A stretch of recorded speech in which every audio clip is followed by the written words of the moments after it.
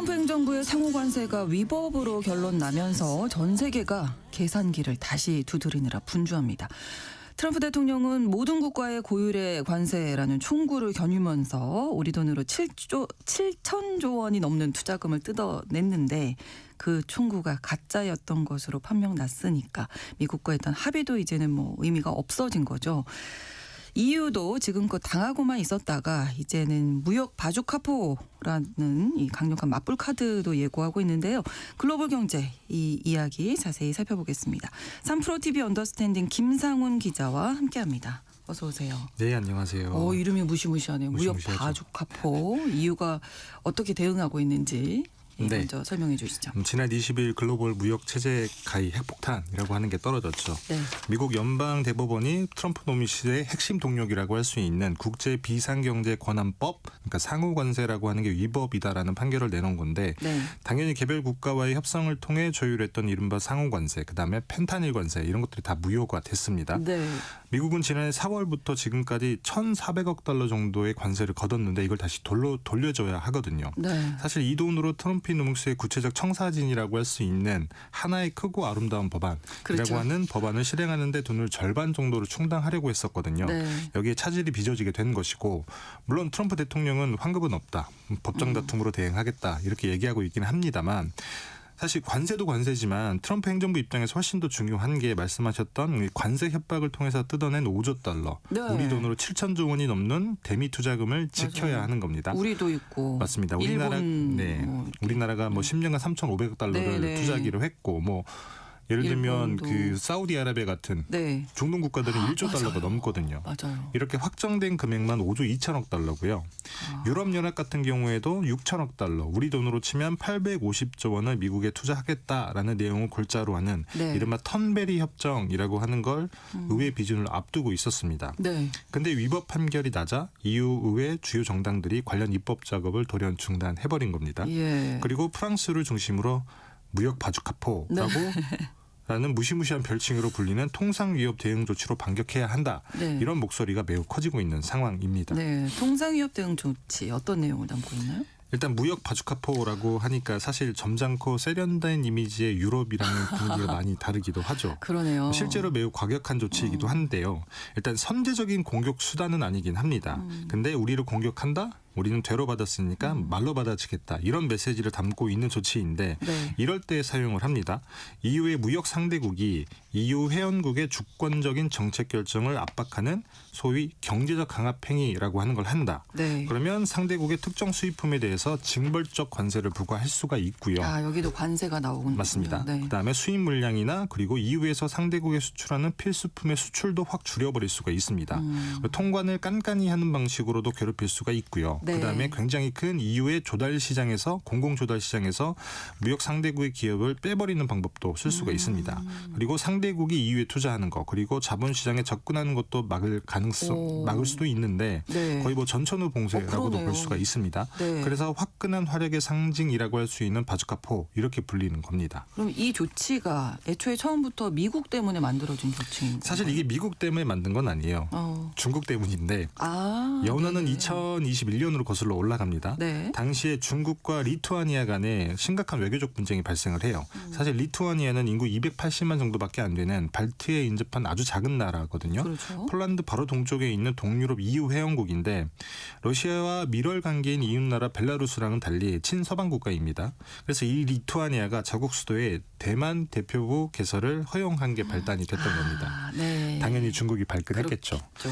그리고 가혹한 보복에 나서는데 리투아니아에 파견했던 대사를 본국으로 철수를 시키고요. 그다음에 외교 관계도 격화를 합니다. 그리고 리투아니아 상품에 무역 제재 조치를 부과하는데 네. 사실 여기서 끝났다면 무역 바주카포라고 하는 제도가 안 만들어졌을 수도 있는데 네. 근데 유럽의 다국적 기업에 리투아니아산 부품을 사용하게 되면 중국 시장에 접근하는 걸 제한하겠다. 이런 조처까지 취하게 된 겁니다. 이걸 전문용어로 세컨더리 보이콧이라고 부르는데 미국이 말썽을 피우는 소위 불량 국가에 경제 제재를 가할 때 전 세계 모든 나라들에게 지켜라라고 네. 할 때 주로 쓰는 그렇죠. 방법이기도 하죠. 많이 들어본 것 같아요. 맞습니다. 세컨드리 보이콧. 그래서 EU 입장에서는 사실 회원국 리투아니아가 뭘 잘못한 게 아니라고 판단할 수 있단 말이에요. 네. 그럼에도 중국이 이 같은 조처를 취하니까 EU 내에서 우리도 반격할 무기 마련해야 한다라는 목소리가 커지게 된 것이고요. 네. 그렇게 마련된 게 2023년에 만들어진 통상위협 대응 조치라고 하는 겁니다. 네. 물론 아직까지 한 번도 쓴 적은 없긴 합니다만. 네. 근데 사실 EU가 회원국이 많고 각 나라마다 이해관계가 달라서 뭘 결정할 때 좀 힘들단 말이에요. 네, 맞습니다. 예. 사공이 많으면 배가 산으로 간다고들 그러니까요. 얘기를 많이 하잖아요. 예. EU도 이 때문에 특정 회원국의 이해관계를 침해하지 않도록 매우 복잡한 시스템을 갖춰놨는데요. 대표적인 게 만장일치 시스템이에요. 그렇죠. 많은 분들 많이 들어보셨겠지만 EU는 개별 회원국의 주권이나 안보, 그다음에 재정과 직결되는 주요 사안은 모든 회원국이 찬성을 해야 합니다. 네. 소규모 회원국의 목소리가 반영되도록 하겠다라고 하는 아주 우아한 취지가 담겨 있긴 합니다만 네. 반대로 다른 한 한국가가 국가가 반대하면 목리를 부리면 아무것도 안 결정할 돼요. 수 없다라는 맹점이 있는 거죠. 그래서 2023년에 터키가 반대해서 우크라이나 지원 예산안이 결국 무산되기도 했었죠. 그렇죠. 물론 기존 무역 보복 조치 같은 경우에는 만장일치가 아니라 가중 다수결이라는 방식이긴 했습니다. 네. 55%의 회원국이 찬성을 하고 그 찬성 회원국의 인구가 EU 전체의 65%를 넘으면 뭐 찬성 통과가 되는 건데 네. 다만 통상위협 대응 조치를 만들기 이전에는 세계 무역기구의 공식 분쟁 해결 절차에서 승소했을 때만 무역 보복 조치가 가능했던 거예요. 그렇다 보니까 시간도 오래 걸리고 그만큼 피해도 많이 있을 수밖에 결과가 없었던 거죠. 나와야 조치를 취할 수 있는 거니까. 맞습니다. 예, 예. 근데 이 통상위협 대응 조치는 다릅니다. 예. WTO의 분쟁은 갈 필요가 없고요. 예. EU 집행위가 조사를 하고 그 결과를 바탕으로 상대 국가의 중재를 먼저 나섭니다. 근데 그 중재에 실패하게 되면 빠르게 보복 조치를 할 수가 있습니다. 근데 이 통상위협 대응 조치를 이제 이번에는 미국에 대해서 쓰겠다는 거잖아요. 맞습니다. 네. 사실 EU는 처음에 말씀드렸던 것처럼 지난해 미국과 턴베리 협정이라고 하는 걸 맺었죠. 네. 트럼프 대통령이 자신이 소유한 스코틀랜드의 턴베리 골프장으로 폰데라이엔 EU 집행위원장을 불렀어요. 마러라고 턴베리 맞습니다. 많이 알게 됩니다. 그렇게 해서 맺은 협정인데 EU에 부과했던 30%의 관세를 15%로 낮추는 게 골자입니다. 네. 대신에 EU는 EU 기업들이 미국에 6천억 달러를 투자하게 하고 그다음에 EU 차원에서 7,500억 달러 규모의 미국산 에너지를 구매하겠다. 네. 이걸 반대급부로 줬는데 네. 그때 당시에도 미국에 굴복했다라는 비판을 받긴 했습니다만 여하튼 그럼에도 의회에서 도장 찍는 것만 남았던 협정이긴 했습니다. 네. 문제는 최근 들어서 미국과 유럽의 사이가 극도로 나빠졌다는 안 거죠. 좋아졌어요. 네. 트럼프 대통령의 사실 그린란드 합병 야욕 때문이었죠. 네. 트럼프 대통령이 그린란드 합동 군사 훈련에 참여한 나토 회원국에게 25%의 관세 폭탄을 던지겠다 이렇게 협박을 했고 이것 때문에 EU는 프랑스를 중심으로 협정을 파기하고 우리도 통상위협 대응 조치로 반격해야 한다라는 목소리를 키우고 있습니다. 네.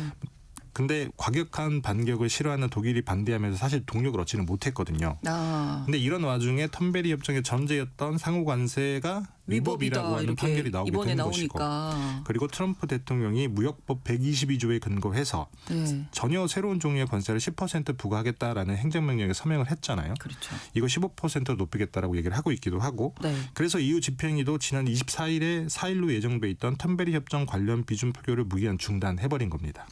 근데 기존에 합의된 이제 관세율이 15%니까 네. EU 입장에서도 15%만 넘지 않으면 뭐 괜찮은 거 아닌가. 그렇게 생각할 수는 있는데 예. 사실 EU는 형식과 명분을 매우 중요시하는 역사적인 전통을 가지고 있잖아요. 그렇죠. 법치가 근간인 자유주의가 만들어진 곳이기 때문에 그럴 텐데 이것 때문에 아까 말씀드렸던 만장일치 이런 제도들이 있는 건데요. 네. 턴베리 협정도 비난은 받았지만 그런 측면에서 보면 사실 EU 입장에서는 여하튼 명분이 있었던 거예요. 미국의 상호 관세라고 하는 게 아무리 깡패 같은 조치라고 하더라도 네. 여하튼 합법의 영역에 있었던 거잖아요. 그렇죠. 그걸 전제로 합의를 했던 건데 합법의 영역이니까 인정을 해준 거죠. 맞습니다. 네. 그리고 EU가 미국을 대상으로 무역 흑자를 보고 있는 것도 사실이기도 네. 하고요.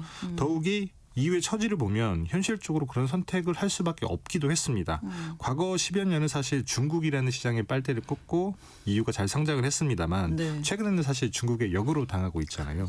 중국산이 유럽 시장에 밀려 들어오고 있고 그다음에 제3세계에서는 중국산에게 시장을 내어주고 있고 그렇죠. 중국이 단절된 미국 시장에 사실 간절할 수밖에 없었는데 사실 특히 독일이 그러하거든요. 네, 네. 그러니까 사실 운미와 겨자 먹기로 합의를 할 수밖에 없었던 건데 문제는 까봤더니 이전의 이게 조치가 위법이다. 위법이었고 새로 내놓은 무역법 122조에 근거한 10% 관세 조치는 위법일 가능성이 더 크다는 겁니다. 예. 그러니까 이게 10% 관세도 이제 무섭지 않은 거예요. 다 위법 법 조항을 따져보자 맞습니다. 하면 위법일 가능성이 더 높은 거니까. 그렇죠. 네. 무역법 122조라고 하는 게 사실 1974년에 제정된 법이거든요. 이 법의 전신은 1917년에 만들어진 적성국 교역법이라고 하는 거예요. 네. 이게 대상이 독일이었는데 여튼 발동 조건은 크고 심각한 국제수지 적자라는 겁니다. 네. 국제수지는 상품 교역, 그러니까 무역으로 발생하는 경상수지, 네. 그다음에 투자 등으로 자본이나 금융계정으로 통해 국내외로 오간 돈을 더한 통계 수치, 조금 어렵긴 합니다만 네. 그런 통계 수치인데요. 국제수지가 적자라고 하는 거는 국내에서 돈이 구조적으로 해외로 빠져나간다는 얘기이고, 그렇죠. 그래서 적자가 심해지면 경제적으로 비상사태가 될 수가 있습니다. 네. 그래서 그런 일이 벌어지게 되면 수입품의 15%를 상한으로 150일간 임시로 관세를 부과할 수 있는 권한을 미국 대통령에게 부여했던 게 무역법 122조예요. 네. 근데 트럼프 대통령은 무역법 122조의 발동 이유를 이렇게 설명을 합니다. 상품 무역 적자가 폭증을 했고 네. 해외에서 투자나 노동 수익 등으로 벌어들이는 번원소득 수지가 적자로 바뀌었다. 그래서 기존의 무역 적자를 상쇄해주던 방어 기제가 무너졌으니까 지금은 구조적으로 미국에서 자본이 유출되고 있는 상태다. 그러니까 이걸 시정하기 위해서 관세를 부과해야 된다. 이렇게 얘기를 했는데 언뜻 보면 굉장히 비슷한 얘기 네, 같잖아요. 네, 네. 근데 국제 수지와 무역 수지는 전혀 다른 개념입니다. 네. 국제 수지, 무역 수지는 어떻게 다른 건가요? 국제 수지는 무역 수지에 자본 금융 계정의 수지를 더한 값이라고 잠깐 설명을 드리긴 네, 했는데 네. 무역법 122조의 전신인 적성국 교육법을 만들 당시인 1917년이나 그다음에 이 법을 발동시켰던 발동시켜서 관세를 부과했던 1971년 닉슨 행정부 당시는 미국이 근본위 제도라고 불리는 고정환율 체계였어요. 네. 달러 가격을 금에 고정하고 그다음에 다른 통화의 가치는 달러에 고정시키는 방식인데 네. 이건 우리가 흔히 브레턴 우드 체제라고 부르잖아요. 이 고정환율 제도에서는 국제수지 적자가 발생할 수가 있습니다. 그래서 일방적으로 상대국에 관세를 부과하는 보호무역주의라고 하는 게 활기를 쳤던 것이고요. 그렇죠. 근데 브레턴 우드 체제가 붕괴하고 대부분의 국가가 변동 환율 제도라고 하는 시스템으로 바꾸면서 사정이 달라진 거예요. 네. 미국도 마찬가지인 건데 조금 어렵기는 합니다만 변동 환율 제도에서는 이론적으로 국제 수지 적자가 발생할 수가 없습니다. 이론적으로. 네. 네. 무역 적자는 그만큼 달러가 해외로 나갔다는 말이 되겠죠. 네, 네, 네. 그러면 환율이 오릅니다. 네. 당연히. 환율이 오르면 당연히 해외에서 돈이 밀려 들어오겠죠. 왜냐하면 달러가 싸지니까 같은 돈으로 미국의 국채나 주식을 더 살 수가 있는 거예요. 당연히 같은 돈으로 미국에 투자를 더 많이 할 수도 있고요. 네, 네. 그러면 자본 금융 계정에서는 흑자가 발생을 하게 되는 겁니다. 그래서 환율이 자동적으로 국제 수지를 균형 상태로 맞추는 역할을 하는 건데 근데 이렇게 있지도 않는 국제 수지 적자로 어떻게 무역법 122조를 발동할 수 있냐는 겁니다. 네. 그래서 당장 미국 소매연맹 같은 단체에서 무역법 122조의 행정명령의 효력정지 가처분 신청 이런 것들을 준비를 하고 있고요. 네. 그다음에 민주당 성향의 주요의 법무장관들도 마찬가지입니다. 그렇죠. 네. 법원에서 어떤 판단을 내릴지는 뭐 예단할 수 없기는 합니다만 역시 위법이라는 판단의 가능성이 매우 크다는 겁니다. 네. 자, 그러면 EU 입장에서 지금 계속 설명드렸던 무역 바주카포 네, 이 조치를 쓸 가능성이 이제 커진 건가요? 결국 키는 독일이 쥐고 있기는 해요. 사실 미국과의 그렇죠. 무역 분쟁이 악화하게 되면 네. 독일이 가장 타격이 크거든요. 미국의 수출을 가장 많이 하기 때문인 건데 또 중국 때문에 가장 골머리를 앓고 있는 것도 독일이기도 합니다. 네. 그만큼 미국 시장이 절실하다는 뜻이고요. 네. 그래서 지금껏 독일은 사실 미국의 통상위협 대응 조치라고 하는 과격한 조치로 반격을 하는 걸 반대해 왔던 것입니다. 미국 시장을 잃을 수 있으니까요. 그런데 이 위협 판결 이후에 분위기가 바뀌었습니다. 독일 산업계에서도 통상 위협 대응 조치를 비롯한 모든 반격 수단을 테이블 위에 올려놓고 단호히 대응해야 한다. 이렇게 목소리를 높이고 있고요. 네. 메르츠 독일 총리 같은 경우에도 필요하면 어쩔 수 없이 쓰겠다. 이런 전향적인 입장을 내놨습니다. 네. 어제 시진핑 중국 국가주석을 만나서 정상회담을 했는데 네. 중국과의 어떤 관계를 새로 설정하느냐에 따라서 트럼프 행정부에 대한 수위가 결정될 것으로 예상이 됩니다. 우리나라는 어떻습니까? EU처럼 뭐 강하게 나가면 안 되겠죠? 뭐 안타깝게도 우리나라는 EU처럼 반격할 만한 카드가 없기도 하고 나가면 안 되기도 하죠. 예. 트럼프 행정부에서 무역법 122조 말고도 개별 국가와 품목을 정밀 타격할 수 있는 무역법 301조, 맞아요. 그다음에 무역 확장법 232조를 준비하고 있다라고 공언을 했죠. 네. 먼저 나섰다가는 사실 된통 당할 수가 있습니다. 그래서 정부에서도 기존 무역 합의의 틀은 유지될 것이고 그리고 주요국 동향을 예의주시하겠다라고 얘기를 했는데 네. 사실 일본은 입장 변화가 없을 것으로 보여요. 미국이 해달라는 대로 해주는 게 사실 중국을 견제하기 위한 게 목적이거든요.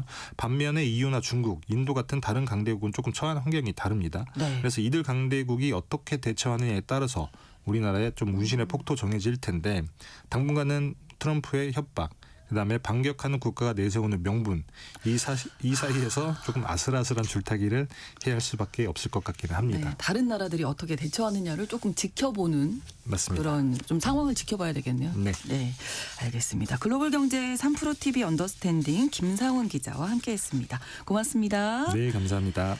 블루스 트래블러의 훅 전해드리면서 KBS 일라디오 신성원의 오늘 세계는 마치겠습니다. 내일 다시 뵙겠습니다. 고맙습니다.